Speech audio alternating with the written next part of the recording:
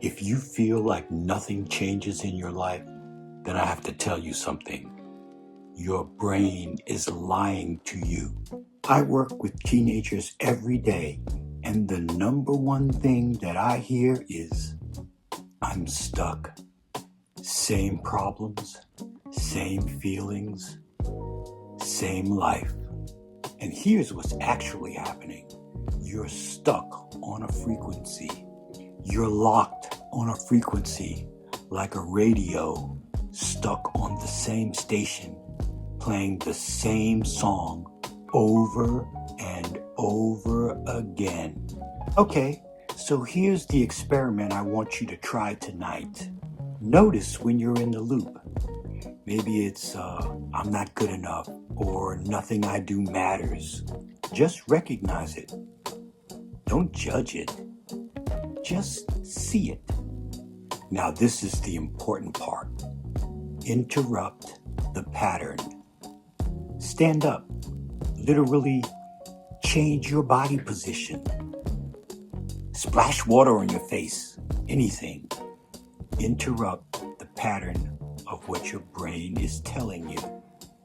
Anything that breaks the loop physically. Choose a different thought on purpose. Not fake positivity. Just different. It could be anything. Instead of, I'm stuck, think, I'm feeling stuck right now. Subtle difference. One is identity. The other is observation. That shift, that's you now changing frequencies. And when you do this, something weird happens. The stuck feeling doesn't own you anymore. You are observing the loop. You are not in the loop. You're watching the loop. And once you can see it, you can change it. I've watched kids go from hopelessness to, wait, I have power here. In one conversation using this. Try it tonight. When the feeling of being stuck shows up, try these 3 steps. Then comment and tell me what shifted, even if it's small, because small shifts become big changes. And if you want more of these, I put together 5 experiments you can do over 5 days. The link is in my bio, and they're free. And they work. You're not stuck. You're just tuned to the wrong frequency. Let's change that. Comparing your inside to everyone else's outside will destroy you.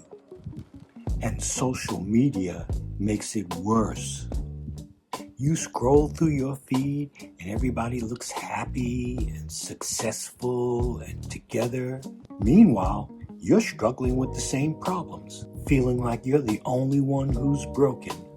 Here's what's actually happening. You're comparing things that aren't even real. So try this experiment next time you're scrolling. Step 1.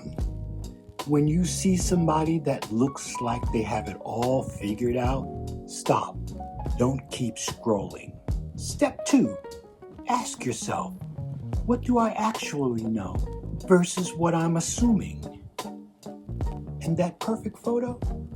You know they took one picture, and you're assuming that their whole life looks like that.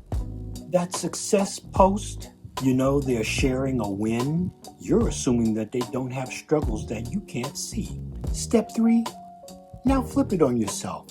What would someone assume about your life if they only saw your highlight reel?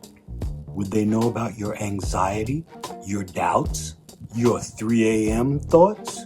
They wouldn't, because you don't post those either. When you do this, the jealousy starts to crack because you realize that you're not comparing yourself to real people. You're comparing yourself to edited versions that don't even exist. I see kids torture themselves over this every single day. And the moment they realize that everybody else is just as messy inside, everything changes. Try it this week. Before you spiral comparing yourself to somebody else's feed, ask, what do I actually know?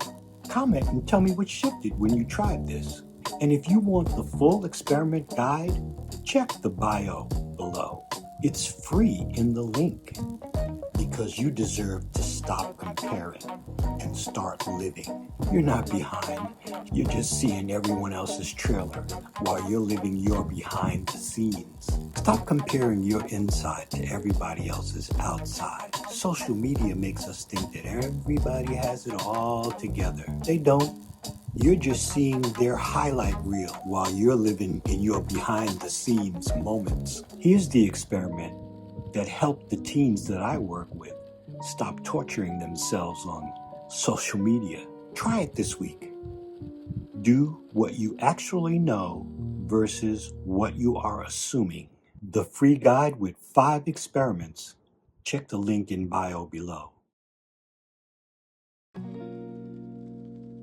Your thoughts are not facts. They're just noise on a frequency. And you can change the channel. You lie awake at 2 a.m. analyzing everything, replaying conversations, predicting disasters that haven't happened. Your brain won't shut up and you're exhausted from trying to control it. So here's the truth. You can't control your thoughts, but you don't have to believe them either. Try this experiment the next time you're overthinking. Step 1. Stop fighting the thoughts. You can't win that war. The more you resist, the louder they get. Step 2. Watch them instead. Imagine your thoughts are clouds passing in the sky. You're not in the cloud. You're on the ground watching them drift by. A thought appears. I'm going to fail that test. Don't argue with it. Don't try to fix it. Just notice. There's that failing thought again. Step 3. Let it pass. You don't have to grab onto it. You don't have to solve it. Just let it float by. The thought only has power if you engage with it. When you do this, something changes. The thoughts are still there, but they don't control you anymore. You are not your thoughts. You are the person watching your thoughts. And that distance, that's freedom. Try it tonight when your brain won't shut up. Watch the thoughts like clouds. Comment and tell me which thoughts you let pass by. And if you want more experiments like this, there's a link in my bio. And it's free. It works. You're not broken because you overthink. You just haven't learned that you don't have to believe everything your brain tells you. Stop fighting your thoughts. Start watching them. This is how you shift it. I teach this to teens who can't sleep because their minds won't stop. It helps. Thoughts are clouds. Let them pass.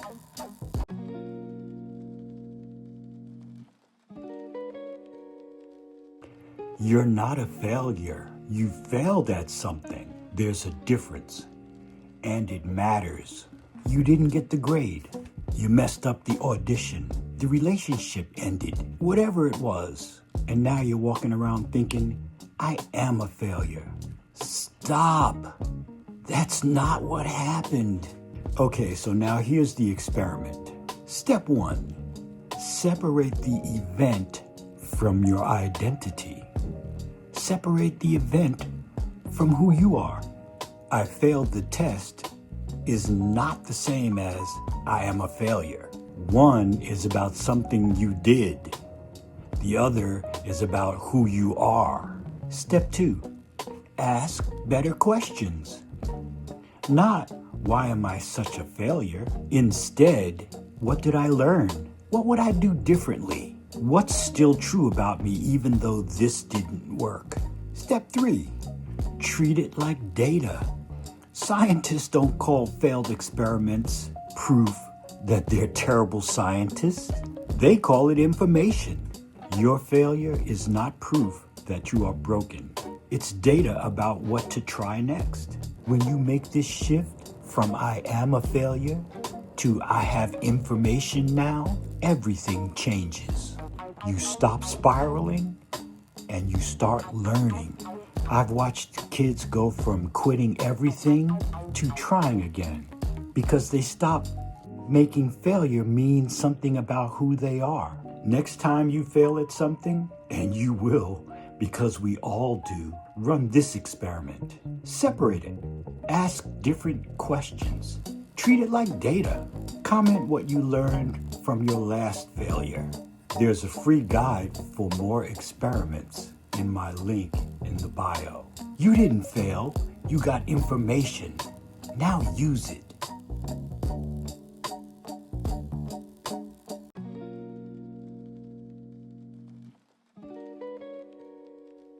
You're not lost.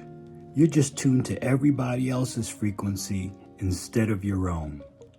Let's find yours. Everybody's telling you who to be.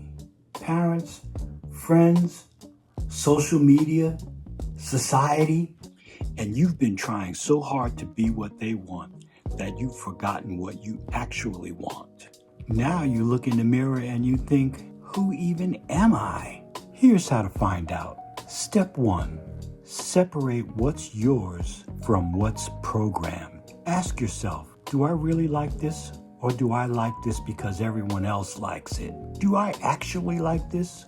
Or do I like it because everyone else does? Is this my dream or somebody else's dream for me? Am I doing this because I want to or because I think I should? Write down what's actually yours. Step 2, notice when you feel most like yourself. Not when you're performing, when you forget you're being watched. When does time disappear? When do you feel alive? When do you feel like, yeah, this is me? That's your frequency. Step 3, protect those moments. The world will try to convince you that those things don't matter, that you should focus on practical things. Ignore that. The moments you feel most like yourself, those are not distractions from real life. That is your real life. When you start protecting your frequency, when you start choosing what's yours over what's expected, you stop feeling lost. You're not finding yourself, you're uncovering yourself. The real you was there all along, just buried under everyone else's expectations. Ask yourself today, when do I feel most like me? Comment one thing that's actually yours, not programmed. There's a free guide with more experiments in the link in the bio below. You're not lost. You're just listening to the wrong frequency, wrong voices. Time to turn up your frequency.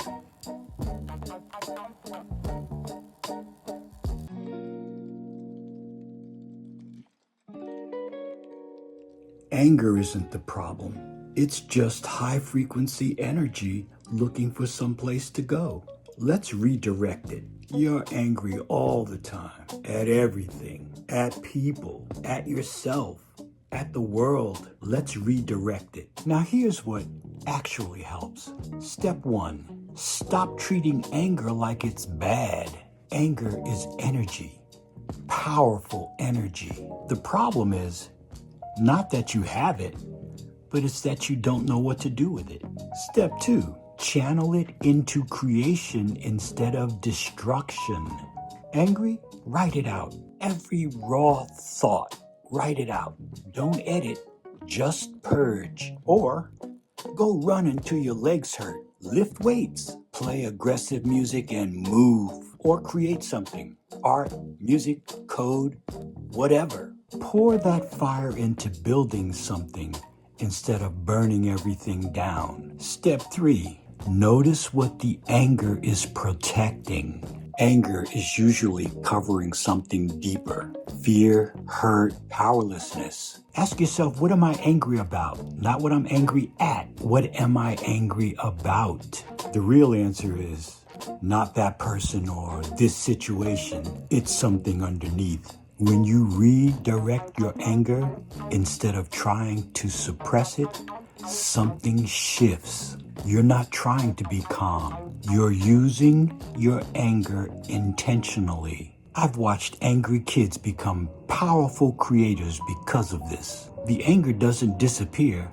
It just stops destroying them. So the next time you're furious, don't fight it, channel it. Now, what did you create with that anger? Comment below. There's a free guide with more experiments in my bio below. Your anger isn't a flaw, it's fuel. You just have to learn how to use it. That version of you that made that mistake, they're gone. You're different now. It's time to let it go. You did something you regret, said something, hurt someone, made a choice you can't take back. And now you're carrying it like a weight, replaying it, punishing yourself. Try this. Step 1, recognize that the person that made that mistake doesn't exist anymore. You're not the same person you were a year ago, a month ago, or even yesterday. Every choice you make changes you. You've already changed.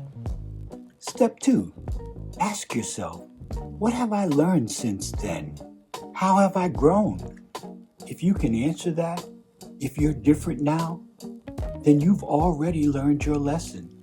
Then the mistake has already served its purpose. It taught you. You don't need to keep punishing yourself for the lesson. Step 3, talk to yourself like you talk to a friend. If someone you cared about came to you with your exact story, would you tell them they're unforgivable? That they should carry this forever? No.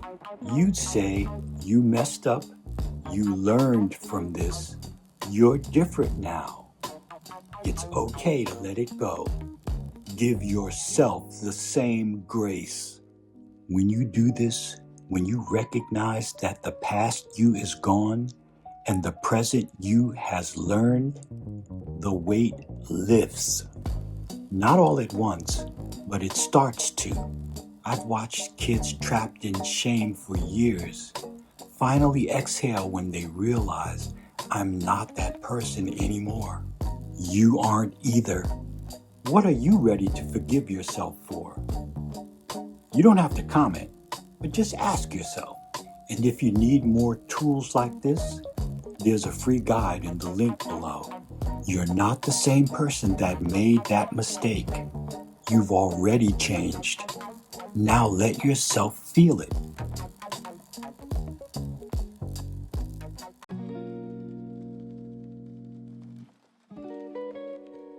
Feeling numb isn't weakness.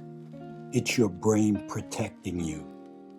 Now it's time to wake it back up. Nothing feels real. You're going through the motions, but you're not really here.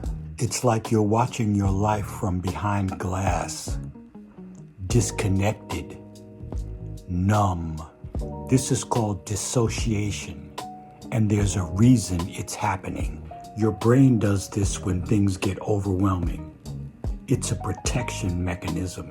If I can't feel it, it can't hurt me. But you can't live like this forever. Here's how to come back. Step 1. Ground yourself in your senses right now. Name 5 things you can see. Name 4 things you can touch. Name 3 things you can hear. 2 things you can smell. 1 thing you can taste. This forces your brain back into your body. Step 2. Do something that requires presence. Hold ice in your hand and feel it melt. Take a cold shower. bite into something sour or spicy. Physical sensation pulls you back. Step 3, move your body. Walk, dance, jump, stretch, anything. You can't dissociate and move at the same time. When you do this, numbness doesn't vanish immediately, but you start to feel flickers of connection again, and those flickers grow. I've watched kids who felt nothing for months start to feel something again just by coming to their senses. You're not broken, you're just disconnected, and connection is a practice. Try the 5, 4, 3, 2, 1 exercise right now. See if it brings you back, even a little. Comment what brought you back to your body. There's a free guide with more experiments linked in my bio. You're still here. You just forgot how to feel it. Let's remember it. Quitting isn't the problem. Quitting the wrong things is the solution. Let's figure out what actually needs to go. You're burned out, exhausted. Everything feels like too much and you just want to quit. But here's the thing. You don't want to quit everything. You just want to quit the things that burn you out. You want to quit the things that are draining you. The problem is you can't tell the difference anymore. Okay, get a piece of paper. Let's make 2 lists. List A, what drains me? Activities, people, obligations, thoughts, environments, everything that drains you, everything that empties your tank. Be honest, no shoulds. If it drains you, write it down. List B, what gives you energy? What makes you forget about time? Makes time disappear? Lights you up? Even small things. Now look at your lists. You're not quitting everything. You're quitting list A, or at least one thing from list A this week, and you're protecting one thing from list B.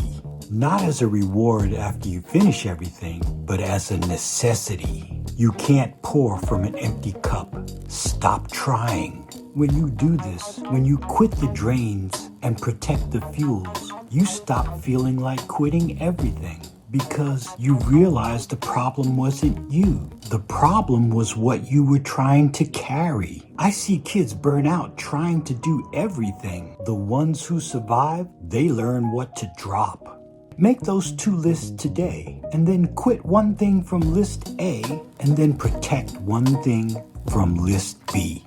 Comment, what are you ready to quit? What are you ready to protect? There's a free guide with more. The link is in the bio below, and it's free. Quitting isn't failure. Quitting the wrong things is strategy.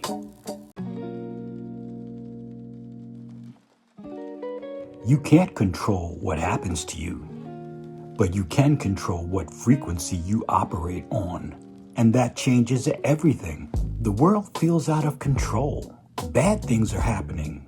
Global stuff, personal stuff, stuff you can't fix. And you feel helpless, powerless, like nothing you do matters. I get it. And here's what actually helps. Draw 3 circles. I'm serious. Get a piece of paper.